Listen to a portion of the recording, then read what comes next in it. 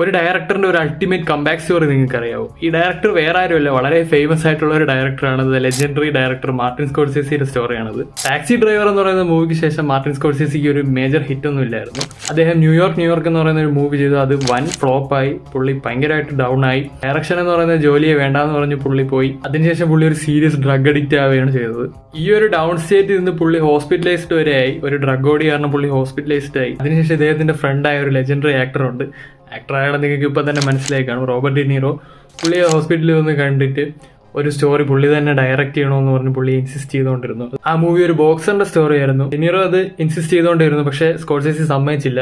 പുള്ളി ഇതിൽ നിന്നൊക്കെ ഡിസ്കണക്ട് ആയിട്ട് നിൽക്കുകയായിരുന്നു. ആദ്യമൊക്കെ ഇതൊരു ബോക്സിംഗ് മൂവി ആയിട്ടായിരിക്കും സ്കോർസെസിക്ക് തോന്നിയത്. അതിനുശേഷം സ്കോർസെസി ഈ ഒരു മൂവിയുടെ ടോൺ തന്നെ മാറ്റാന്ന് വിചാരിച്ചു. അതായത് പുള്ളിയുടെ പേഴ്സണൽ ലൈഫ് നല്ലതുപോലെ ഈ സ്റ്റോറിയിൽ റിഫ്ലക്റ്റ് ആയി. ഒരാളുടെ ജീവിതം അയാൾ തന്നെ നശിപ്പിക്കുന്നതാണ് മെയിനായിട്ട് ഈ ബോക്സറുടെ ലൈഫിൽ റെസൊണേറ്റ് ചെയ്തത്. അത് സ്കോർസെസിക്ക് നല്ലതുപോലെ കണക്ട് ആയി. ഇപ്പൊ തന്നെ ഈ മൂവി ഏതാണെന്ന് കുറെ പേർക്ക് മനസ്സിലായി കാണും. മനസ്സിലാവാത്തവരുണ്ടെങ്കിൽ ആ മൂവിയുടെ പേര് റേജിംഗ് ബുൾ എന്നാണ്. ആ മൂവി കണ്ടിട്ടില്ലാത്തവരെല്ലാവരും ഒന്ന് കണ്ടുനോക്കുക. വളരെ മെഡിറ്റേറ്റീവ് ആൻഡ് സ്ലോ ആയിട്ടുള്ള ഒരു ബോക്സിംഗ് ബയോപിക് ആണ് ആ മൂവി.